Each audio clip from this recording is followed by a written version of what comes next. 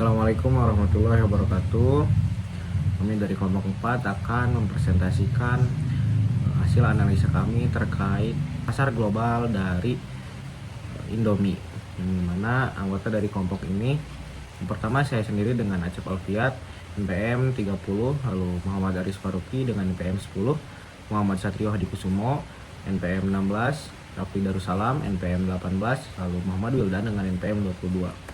Yang berikut adalah beberapa pokok materi yang akan kita kedepankan. Mulai dari yang pertama adalah segmentasi Indomie di berbagai negara. Nah, ada 4 elemen segmentasi. Yang pertama adalah geografis. Nah, dalam segmentasi geografis, yang pertama, rasa lokal. Indomie memperkenalkan varian rasa seperti jollof rice dan pepper chicken sesuai dengan selera lokal. Nah, di Nigeria adalah pasar terbesar Indomie di Afrika, dengan pabrik lokal yang memproduksi jutaan paket per hari untuk memenuhi pasar. Nah, selanjutnya contohnya adalah di Indonesia. Indomie menawarkan rasa tradisional seperti rendang dan soto ayam yang terinspirasi dari masakan Indonesia. Rasa Indomie goreng menjadi produk unggulan yang tidak hanya laris di Indonesia, tapi juga diekspor lebih dari 100 negara. Lalu yang kedua, segmentasi demografis.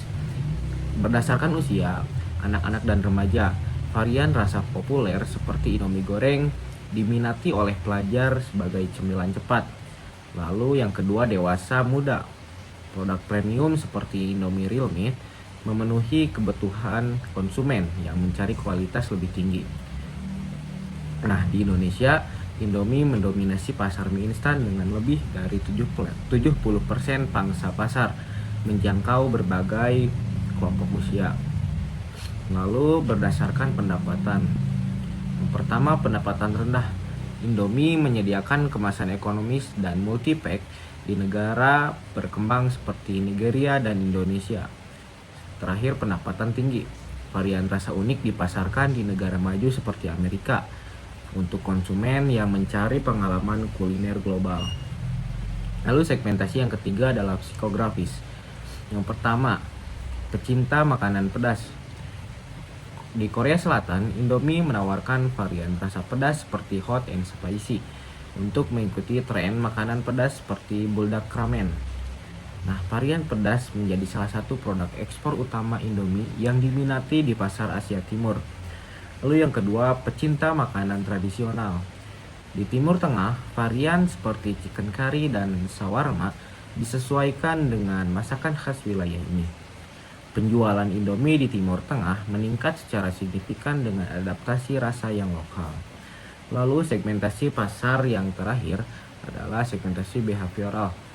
Mereka yang mengonsumsi Indomie untuk sehari-hari, contohnya di negara Nigeria dan Indonesia, Indomie memasakkan kemasan besar untuk memenuhi kebutuhan rumah tangga. Di Nigeria, Indomie dianggap sebagai makanan pokok alternatif dengan pangsa pasar lebih dari 70% di sektor mie instan.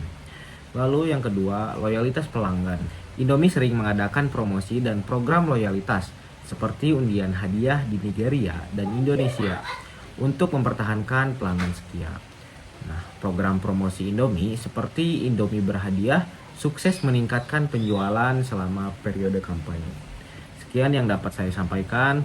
Untuk pembahasan selanjutnya akan dikedepankan oleh teman saya. Nah, selanjutnya ada penyesuaian produk Indomie di pasar yang berbeda. Indomie menyesuaikan produknya untuk memenuhi kebutuhan pasar yang berbeda dengan mengadaptasi rasa, kemasan, strategi pemasaran, serta distribusi sesuai dengan preferensi dan budaya lokal. Dan di sini kita mengambil contoh spesifik dari negara Nigeria.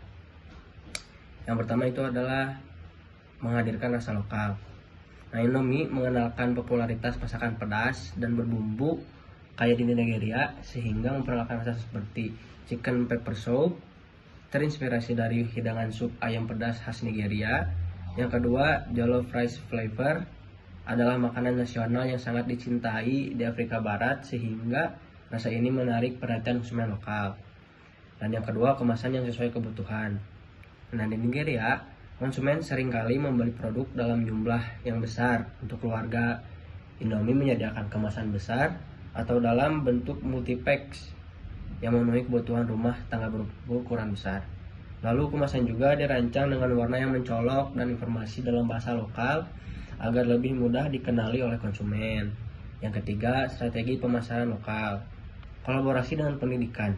Indomie sering mensponsori program sekolah atau kompetisi seperti lomba menggambar atau menulis esai. Hal ini membangun loyalitas merek sejak dini di kalangan keluarga Nigeria. Nah, iklan dengan influencer lokal.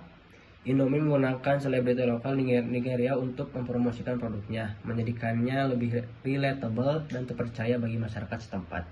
Dan yang terakhir itu distribusi yang luas. Indomie memperluas distribusi hingga ke pelosok Nigeria, menjadikan produknya tersedia di pasar tradisional, toko kecil, sehingga supermarket besar. Lalu mereka membangun pabrik produksi lokal di Nigeria untuk memastikan pasokan yang stabil dan biaya distribusi yang lebih rendah. Selanjutnya akan dijelaskan oleh teman saya. Ya, selanjutnya, Indomie seringkali menyesuaikan rasa sesuai preferensi lokal. Menurut Anda, apa kelebihan dan tantangan dari pendekatan ini? Yang pertama itu ada kelebihan.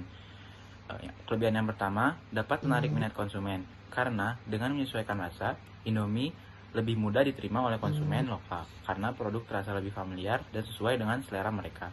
Ini dapat meningkatkan loyalitas konsumen di berbagai wilayah geografis. Selanjutnya, ada membedakan produk dari kompetitor. Dengan menawarkan varian rasa yang unik dan disesuaikan dengan lokal, Indomie dapat membedakan produknya dari kompetitor dan menciptakan keunggulan kompetitif. Yang terakhir, dapat memperkuat brand loyalty. Dengan menawarkan produk yang sesuai dengan selera, Indomie dapat meningkatkan loyalitas pelanggan. Dan dengan adanya penyesuaian rasa itu dapat memastikan bahwa produk Indomie relevan dengan kebutuhan dan preferensi masyarakat setempat. Selanjutnya ada tantangan. Tantangan yang pertama yaitu biaya produksi yang lebih tinggi. Dengan mengembangkan varian rasa baru dan menyesuaikan lini produksi, membutuhkan biaya tambahan yang tinggi dibandingkan dengan memproduksi produk dengan rasa yang sama di semua pasar. Hal ini dapat meningkatkan biaya operasional. Selanjutnya, mempertahankan konsistensi kualitas. Mengelola berbagai varian rasa untuk pasar yang berbeda cukup sulit, karena perusahaan harus memastikan ketersediaan bahan baku, rasa, dan kualitas tetap konsisten di berbagai negara. Yang terakhir, menjaga konsistensi merek. Meskipun menyesuaikan rasa, Indomie perlu menjaga konsistensi merek secara keseluruhan agar konsumen tetap mengenali dan menyukai produknya. Indomie, merek mie instan asal Indonesia yang diproduksi oleh PT Indofood CBP Sukses Makmur, memiliki beberapa pesaing utama di pasar global. Nah, di sini saya akan memaparkan pesaing utama Indomie dan analisis keunggulan kompetitifnya. Yang pertama, pesaing utama Indomie adalah Nissin Foods dari Jepang. Nissin Foods ini merek terkenalnya ada Cup Noodles dan Top Ramen. Nissin ini dikenal sebagai pelopor mie instan yang memiliki jangkauan global yang luas, terutama di Amerika Utara, Eropa, dan Asia. Lalu yang kedua ada Samyang Foods dari Korea Selatan. Merek terkenal dari Samyang Foods ini salah satunya adalah Samyang Spicy Noodles. Samyang menjadi populer karena tren mie pedas atau Spicy Noodles Challenge yang memberikan daya tarik kuat di kalangan anak muda global. Lalu selanjutnya ada produk Mama dari Thailand. Mama ini mendominasi pasar mie instan di Asia Tenggara dan memiliki variasi rasa yang khas, seperti Tom Yum. Lalu selanjutnya ada Maggi, produk Nestle berasal dari Swiss. Maggi adalah pemain besar di Afrika, India, dan Eropa yang dikenal dengan berbagai produk mie dan makanan instannya. Lalu selanjutnya ada keunggulan kompetitif Indomie. Yang pertama ada cita rasa lokal yang global. Indomie menawarkan rasa yang mencerminkan cita rasa masakan Indonesia seperti mie goreng, rendang, dan ayam bawang. Mie goreng khususnya memiliki popularitas yang luar biasa di pasar global karena unik dan berbeda dari mie instan lainnya. Lalu selanjutnya ada harga yang terjangkau. Indomie dikenal memiliki harga yang lebih kompetitif dibandingkan dengan pesaing seperti Samyang atau Nissin. Hal ini membuatnya sangat menarik bagi pasar negara berkembang seperti Afrika, Timur Tengah, dan Asia Selatan. Lalu selanjutnya ada penetrasi pasar yang luas. Indomie berhasil membangun jaringan distribusi yang kuat, terutama di Afrika, Timur Tengah, dan Asia Tenggara. Di Nigeria misalnya, Indomie mendominasi pasar mie instan dengan menguasai sekitar 70% pangsa pasar. Lalu, selanjutnya ada adaptasi produk. Indomie cenderung menyesuaikan produk dan rasa sesuai dengan preferensi pasar lokal. Contohnya rasa jollof untuk pasar Afrika. Nah, yang kelima ada strategi pemasaran efektif. Indomie menggunakan pendekatan pemasaran yang kreatif dan dekat dengan komunitas lokal, seperti sponsor acara, dukungan untuk UMKM, dan promosi digital. Lalu yang keenam ada kualitas produk. Meskipun harga terjangkau, kualitas Indomie tetap konsisten dengan standar internasional. Hal ini meningkatkan kepercayaan konsumen. Lalu yang terakhir ada varian rasa yang kaya. Indomie menawarkan banyak varian rasa yang memenuhi berbagai selera, dari rasa tradisional hingga inovatif. Nah, selain itu, Indomie juga memiliki beberapa tantangan. Nah, yang pertama, persaingan dengan merek premium seperti Samyang dan Nissin di pasar yang fokus pada kualitas tinggi atau inovasi. Lalu selanjutnya ada isu kesehatan terkait dengan persepsi publik terhadap mie instan, terutama di pasar barat yang semakin peduli terhadap makanan sehat.